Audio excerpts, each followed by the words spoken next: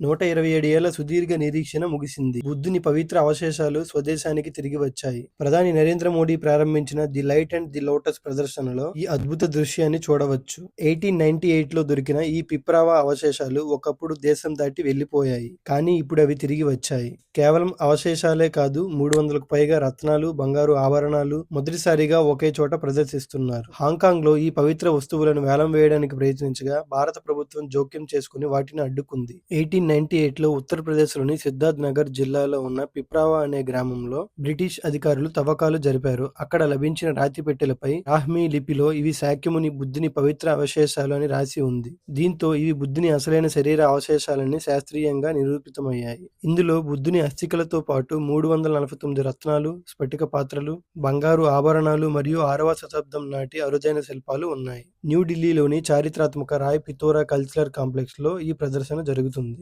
మన నుండి తీసుకెళ్లిపోయిన వారసత్వం తిరిగి రావడం మన దేశ గౌరవానికి చిహ్నం. బానిసత్వం కేవలం రాజకీయం మాత్రమే కాదు, అది మన సంస్కృతిని కూడా దెబ్బతీస్తుంది.